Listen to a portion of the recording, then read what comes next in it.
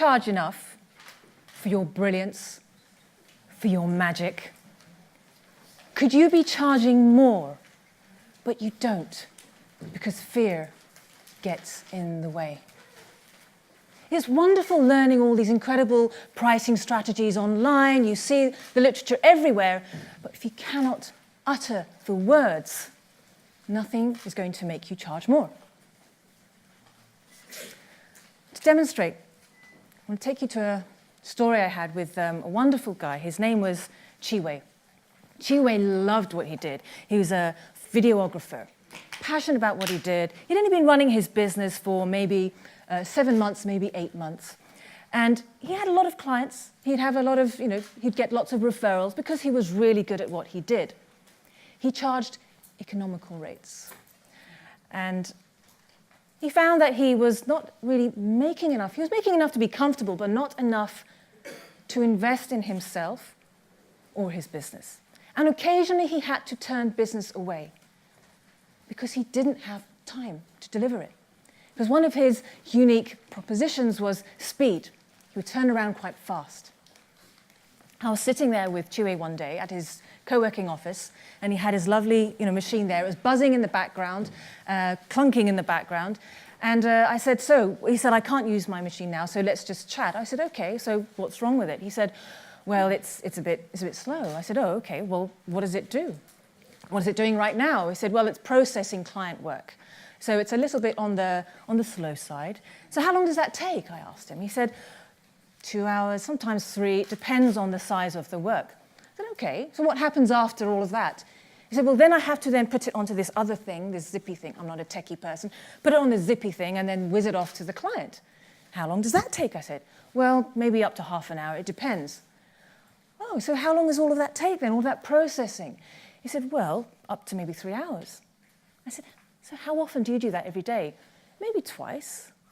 Oh, okay. The trouble is, he said, he cannot then take on other clients. And I said, well, have you thought of charging more? He went, what if they say no? Will they? Have you tried? No, I haven't. I left it at that. He wasn't ready to rip off the Band-Aid. Several months later, he was backlogged, and he had to turn business away, and he didn't want to. He needed that money. So one day a referral came to him, and he was sitting there at the proposal, and he reluctantly increased the price and pressed send. And then he was worried and nervous. He kept checking his email every half hour. Nothing. 24 hours passed. Oh my God, they said no. 2 days later, bing. They said yes. They said yes. They didn't say no. Oh. And after that, he charged that same price. And then again, and then again. And we caught up several months later, and he said, Anis, they were saying yes. Okay, some people said no, and they're going to say no, but people said yes. And he found he started having some money in his bank. He's like, ooh, can you guess what he invested in? Can you guess? Yes, yes. He went and he had a spec'd out super megabit processor computer as fast as a leopard and purrs like a kitten. It more than halved his processing time, and it reduced all of that processing, so he was able to do double the amount of work, and he charged more. And now he's thinking, I'm going to invest in people. I can hire someone to do a bit more of the work.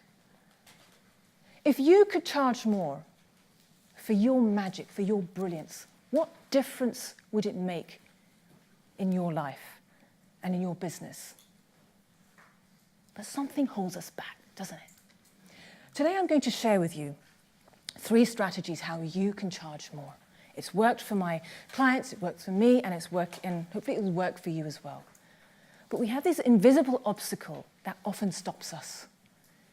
To illustrate, I'm going to take you to another story with a lovely lady I met. So one day I received an email saying, Anis, it's an emergency, can we please have a call today? I said, sure. I said, Anis, there's a problem. There's a problem. Now, this was Geeta. Geeta previously had an illustrious career working for Fortune 100 companies. 20 years she'd done that corporate life. Her parents were so proud of her. Her LinkedIn profile looked spiffing, really good CV. But she was done pleasing her parents. She was done being bragging rights for other people. And she decided to pursue her passion. Sound familiar? Yeah? She decided to pursue her passion. And so we were on the phone, and there's a problem. I said, oh, what's that?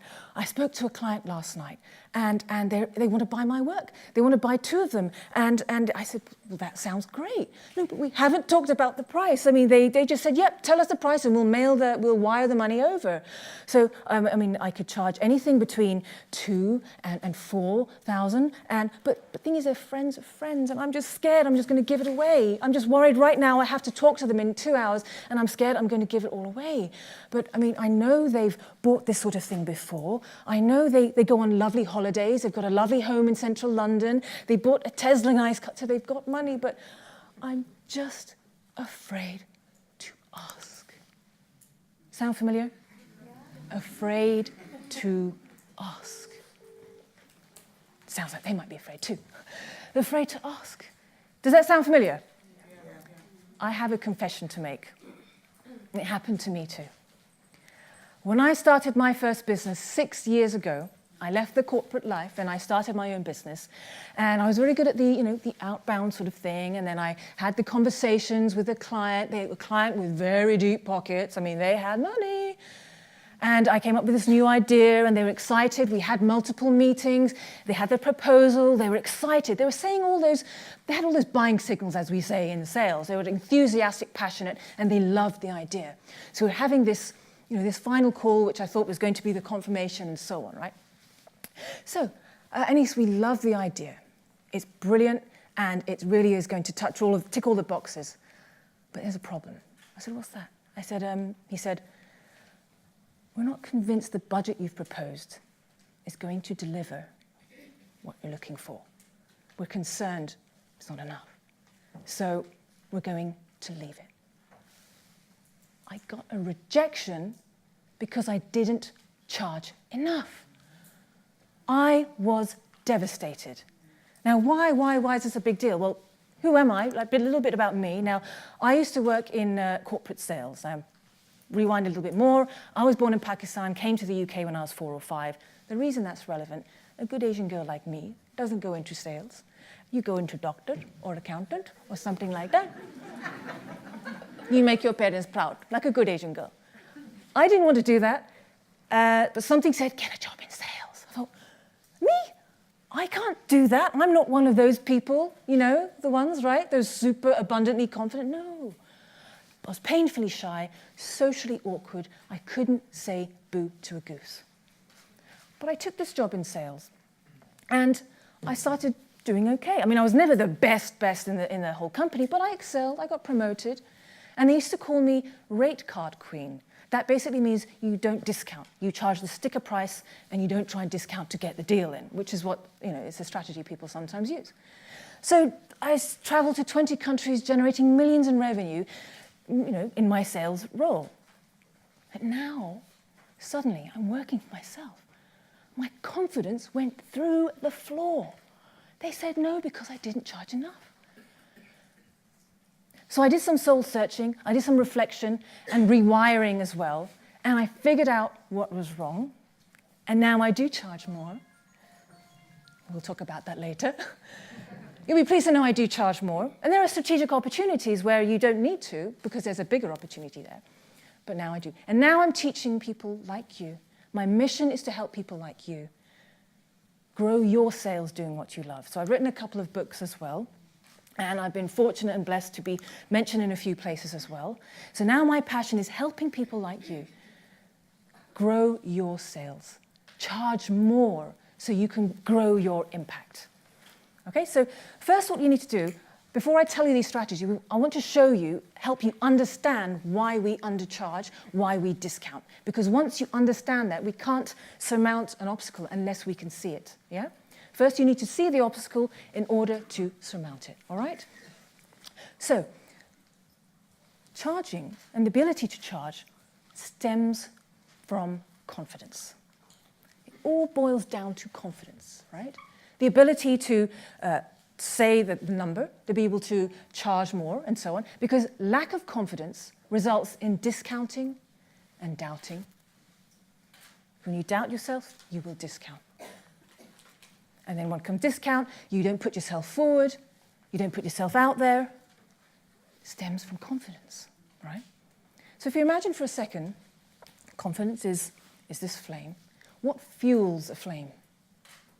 Air, right? So what fuels confidence? What's the air for confidence? According to Kristin Neff, Dr. Kristin Neff, she's a psychologist from University of Austin, she said, confidence is fueled by self-compassion. Your confidence is fueled by self-compassion. Now, what does that mean? What it means is, when you mess up, when you fluff up, when you falter, when you fail, self-compassion is about being kind to yourself. It's about being understanding and kind and encouraging to yourself. See, most of the time when we mess up or when we're, doing our business in our little cubby holes at home, we're a little bit malicious. That conversation in our head can be a bit critical and judgmental.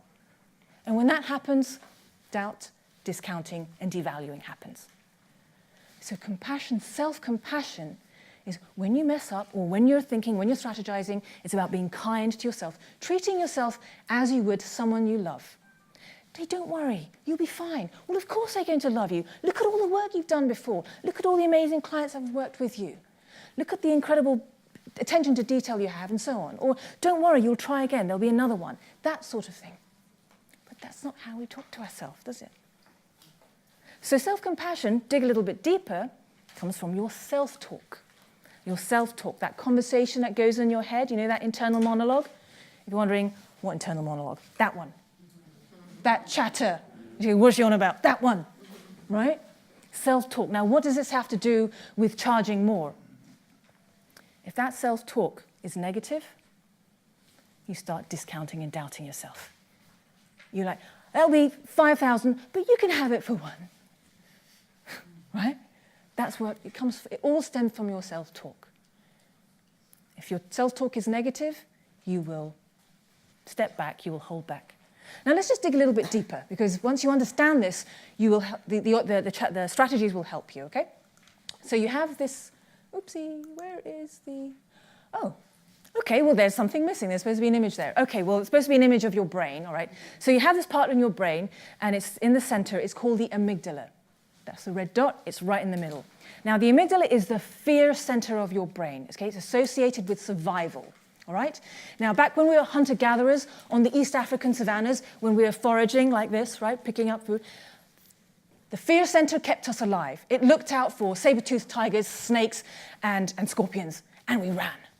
Its function is fight, flight, or freeze, right? So when you're fearful, when you're scared, when you're nervous, when your negative self-talk is negative, it erupts the fear center. And then you go into survival mode.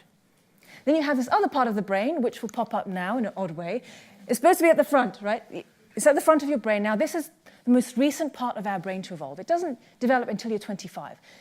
This is associated with wiser functions, like self-control, behavior modulation, inspiration, insight, empathy, connecting with people.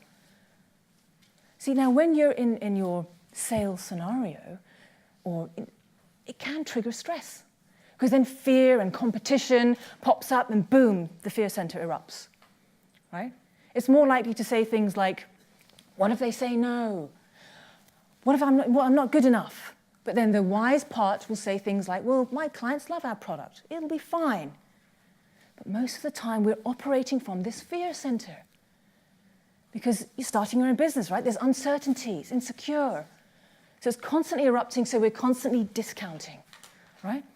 So this is fundamentally how, what's going on underneath. So now I'm going to share with you what you can do to make sure it doesn't hijack your ability to say the words and charge more, right? I'm going to share with you 3 strategies to charge more. Now, refining your product improving your skills is really, really important. But sometimes people say, well, I need to get better, my product needs to get better, then I will charge more. You absolutely must develop your products and services and always get better. It's absolutely essential. But that alone will not make you charge more. You won't have a customer come to you one day and you say, oh, that will be £50, please. Oh, no, I'll pay 60, I insist. I wish it happened like that. No, it doesn't. So 3 things to help you charge more, right?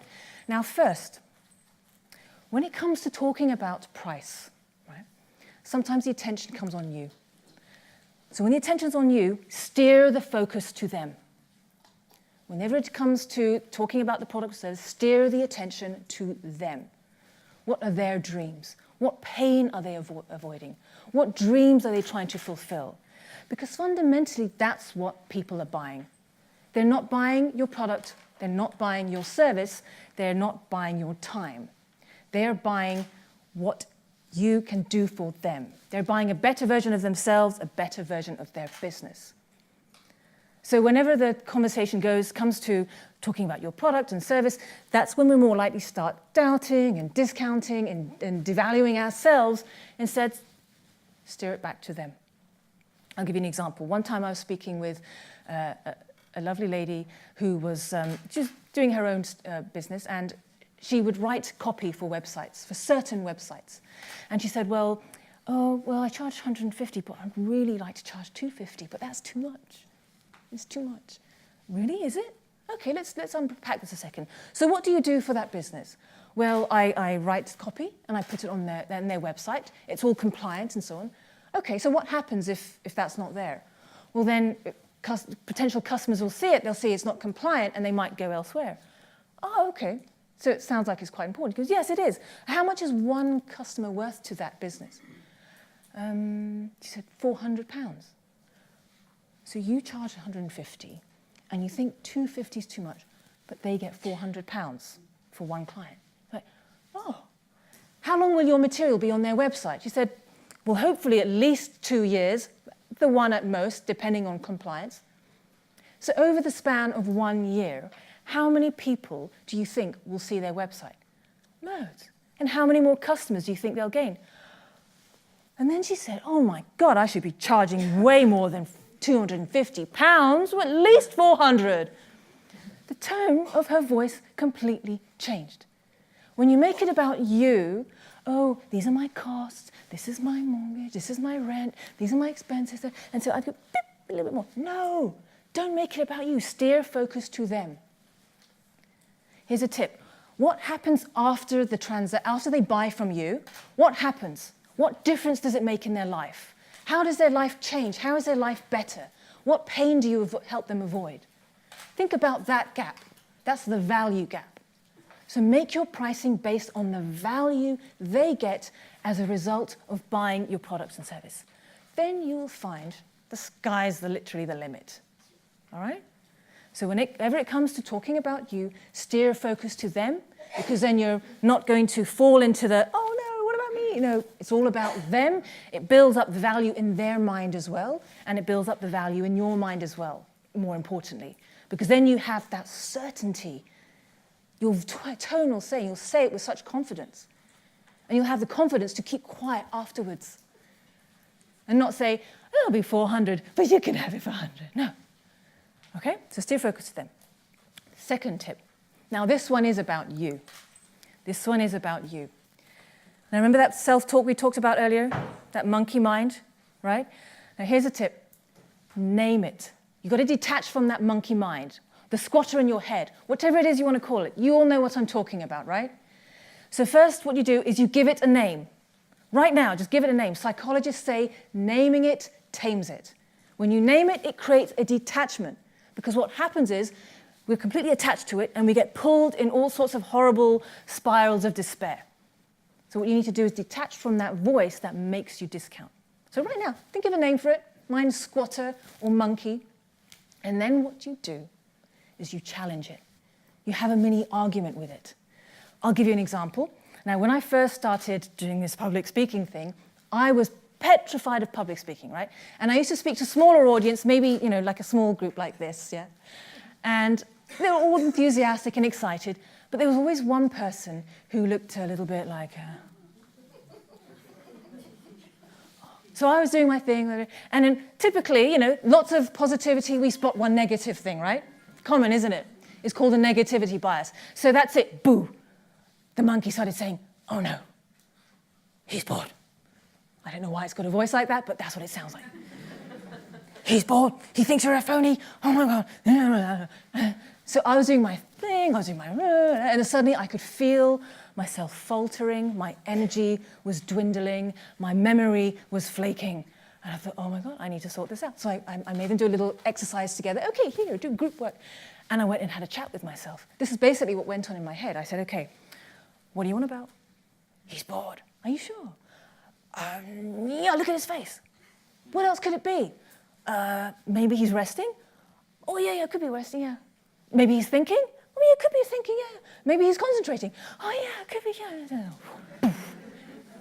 Disappeared, and boom, I was back, okay? So challenge that, but detach from the monkey mind. That's the one that pulls you down, right?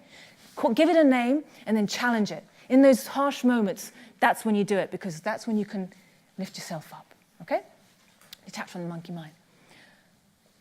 The third strategy is to steep in your purpose. To steep in your purpose. Now, what does that mean? According to psychologists from Ohio State University, they say when any goal is based on the self, on yourself, on your own worth, it's an ego trap. When it's an ego trap means you're more vulnerable to getting the fear center erupting.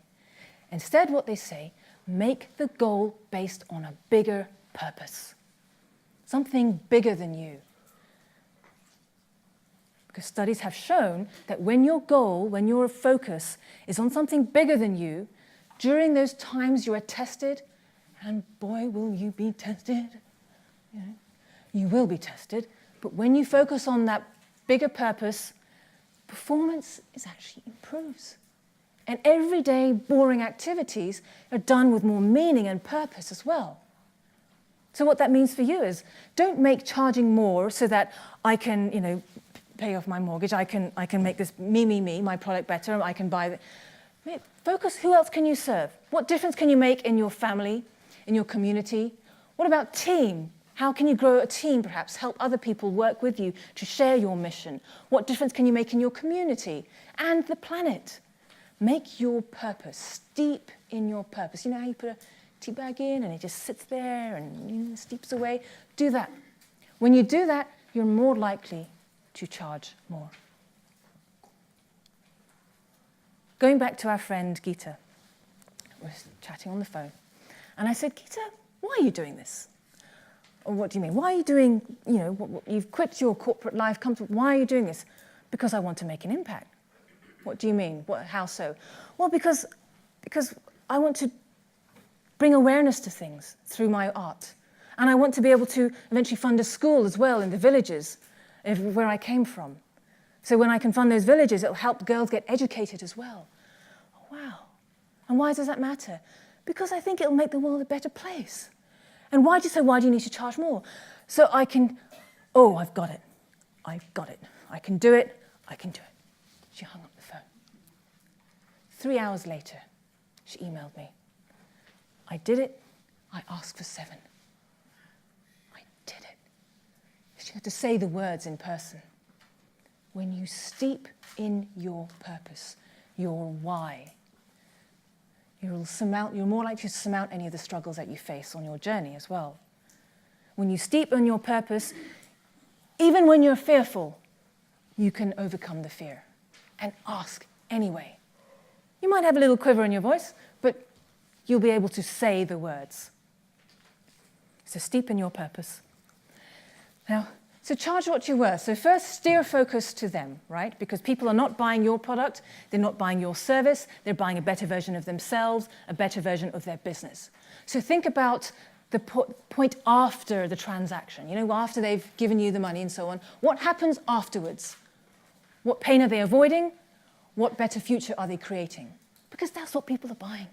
They've got this great big hole and they're trying to stuff it with stuff, okay? That's what you're selling essentially. How will their life improve as a result? Dwell on that. If you have some happy customers, ask them if you're not sure, and use the words that they say, okay? If you're not sure where to even start, look at the market, look at the marketplace. What else is out there? What similar products? Now, in terms of what you charge, depends entirely on your branding strategy, right? So if you want to charge Mercedes-type prices, you can't have, looking like a Skoda or something like that, right? So that's got to be aligned with your, and I'm not a branding expert. So, but in terms of actually uttering the words, always steer the focus to them. They're not buying a product or a service, they're buying an outcome, okay? And 2, detach from the monkey mind. That voice in your head that causes you to devalue yourself and discount yourself and stop putting yourself out there. Detach from it, give it a name, because naming tames that voice. And then have a little argument with it.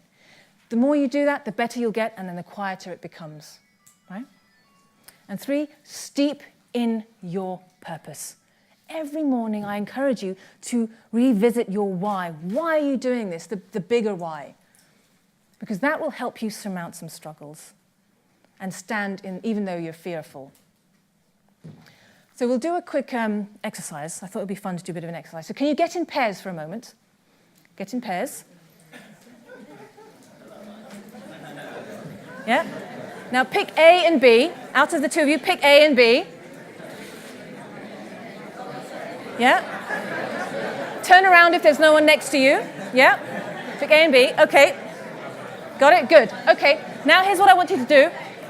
Whatever your product or service is, if you don't have one yet, what price you have in mind, think of that, but then increase the price by 10% in your mind. Do the calculations, right? In your mind for a moment. So if you're thinking 100, make it 110, 200, 210, get it? Yeah?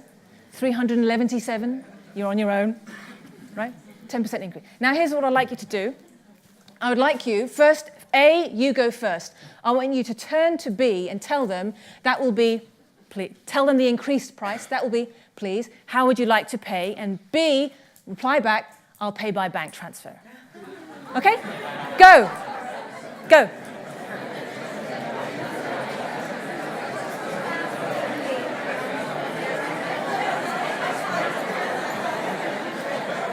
Good. Great. Okay. That was easy. Done? Easy, isn't it? All right. Next. So B, your turn. So remember, that will be pounds. I'll pay by credit card. Go.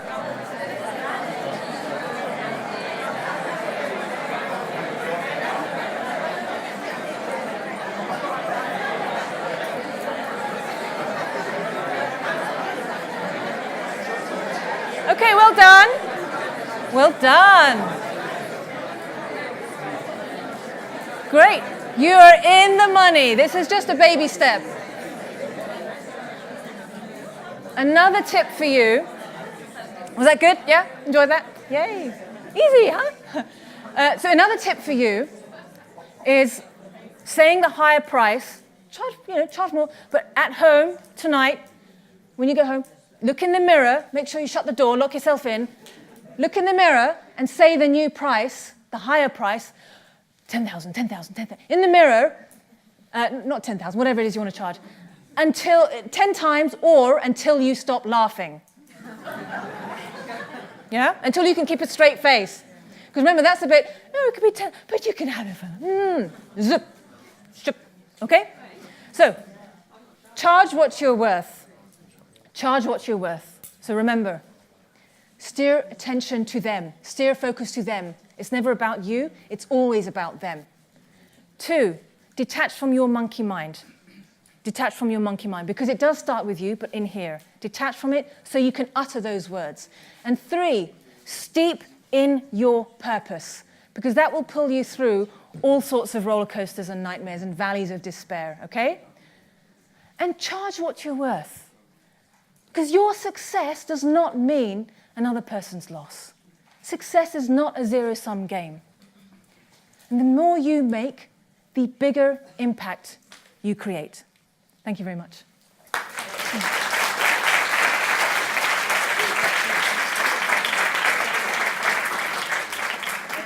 I think think we have time for questions. Time for a couple of questions. We have time for questions. Okay, there's a hand that came up here, then we'll go here. Let's say your name, what you do, and your question. And please do make it a question. I'm going to be ruthless. It's got to be a question. Okay. Yeah. Hi, my name is Angela. This way. Sorry. Hi, my name is Angela Andrew, and I use dance to work with people. So I'm a dance teacher, but also performer. And my question is, I really loved your talk. What about when the actual environment that you're working in is the thing that is going to is the monkey minds, rather than it coming from in here, rather than it challenging you, it's the environment that's challenging you and preventing you, from doing what you want to do. Do you see what I mean? Can you give a specific example? The only thing that has come to my mind right now is Serena Williams. Sorry, Serena Williams. Yeah. That kind of, that's the only thing I can say. Okay, so that's the bigger monkey mind. Okay, the monkey out there. So all you can control in any situation is you and how you respond, okay? There winds of storm and stress will always be there. The only thing you can control is you. So to your example, Serena Williams, how did she respond after all of that? She stood in her purpose. She stood in her why, right? You saw the Nike commercial that happened as a result, right? All you can do is keep standing firm in your why and express your why to others and your purpose to others. And just keep digging in. Keep digging in. I faced a similar situation as you. You've got to just focus on your why, because if you focus on all the negativity out there, it's stopping your energy from the creativity and all the wonder and the excitement and so on. Because if we occupy our mind with those kinds of fears and worries, it's stopping your magic. Yeah? Hiya, my name's Shabrice. Hiya. I'm in the early stages of a fashion accessory startup. How do you apply steering the conversation about them to the product selling environment when you're trying to get a buyer to put your product in their retail stores and things like that? How do you flip the conversation so that, because everything that you said in that aspect seemed to feel like more of when you're providing a service opposed to a product. So I'm just wondering how that translates across. Good question. Again, so in terms of steering it to them, it's like, what difference will your product make in their business and in their range? How will it complement it? What does it stop them from missing out on? Right. So actually, someone who I know who sold fashion socks was concerned about that too. But then you look at the trends. This kind of service product is trending at the moment. So you provide that data, so you can help them. So again, it's thinking about their business and what difference does it make? How will it help them grow their sales? How will it stop them missing out on opportunities and trends? Yeah. So this is what I would do. I would look up their job title, look at what are they responsible for, just so you can get inside their head and take yourself out of your own head. Okay. Cool. So I'm going to go here. Yeah. And then I'm going to go there. And I'm going to go here. Yeah. Hello. Hi. My name is Hayat, and we have a family business of home decor and leather. And there is, just like you said, you should charge your worth. My father says that you should sell cheap, but whereas I'm an opinion that we should charge a higher price, because everything is what we make is handcrafted. So there's a difference of opinion there. He says that if you charge more, you won't get big quantities. Whereas I say that we have to charge more. So what can be an advice which I can give him and convince that we can charge more and have good volumes? Yeah. So that's related to your bigger strategy, your bigger vision. Like, some will go for quantity, some would rather go for quality, right? Sometimes one has to, you have to compensate and have to come to an agreement in between. So that's a discussion in terms of, where do you see your business? Who runs it, you or your dad? I'm guessing he does, right?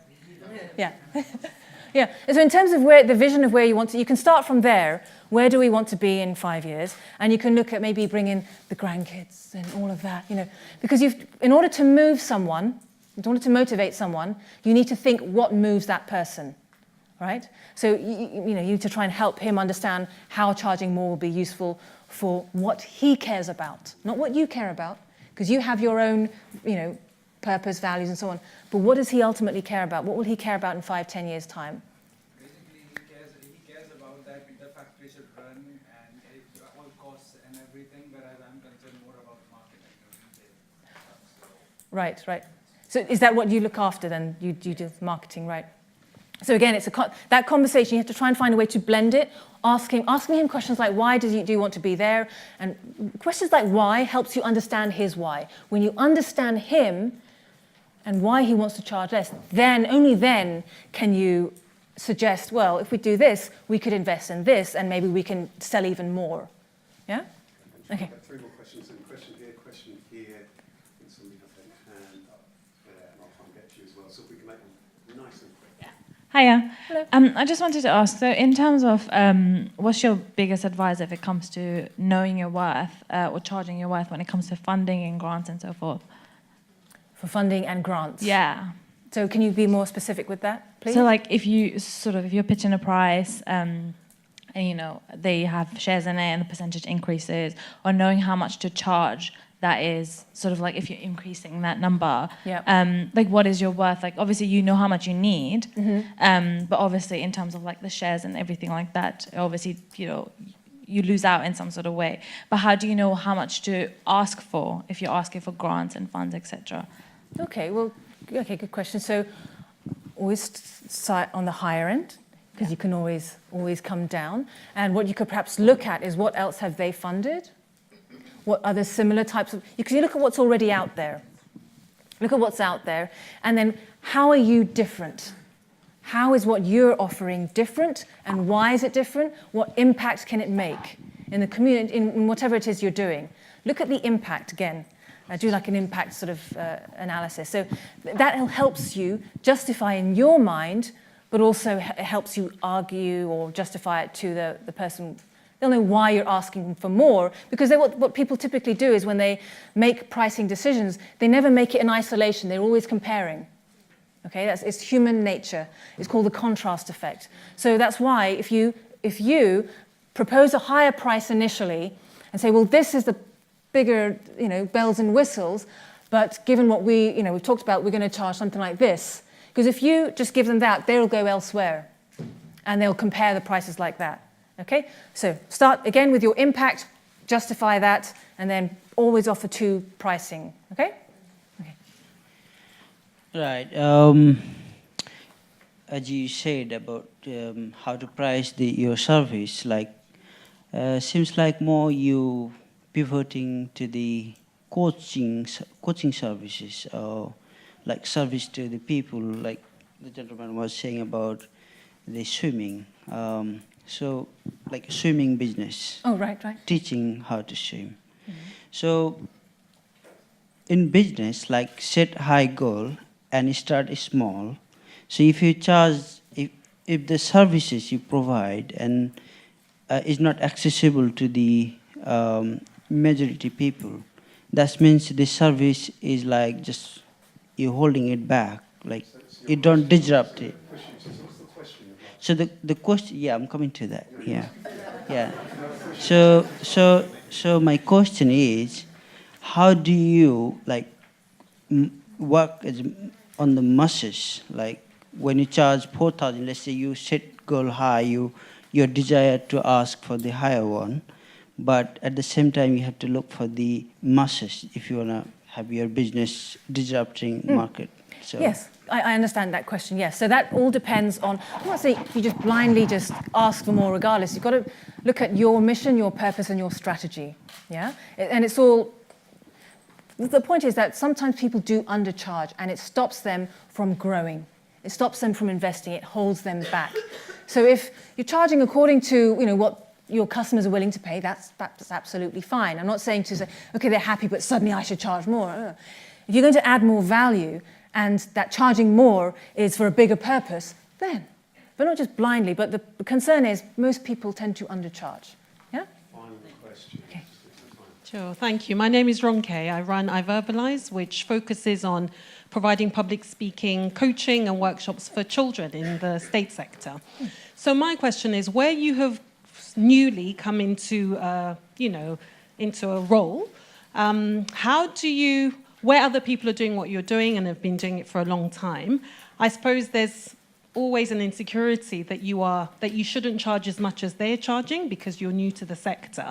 And so I suppose this is one of the hardest things for me, is knowing how to define what that price should be, because I feel like, well, they've been doing it for much longer, so surely they add a lot more value to what I'm bringing newly to the market. Yeah, good question. Also look at your life before what you were doing, because that's also tremendous value. That all counts as well. And your passion and your purpose, right?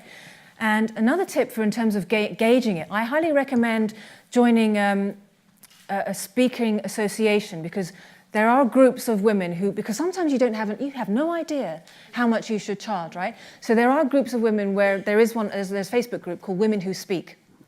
Join that and start asking questions about pricing, because then people start sharing, because you have no idea otherwise, right?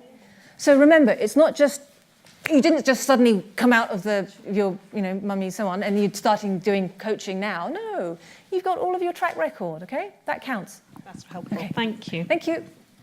Wonderful. And thank you so much, Anis. Wonderful. I'm just so sorry that we're out of time, but please give a huge... Thank you.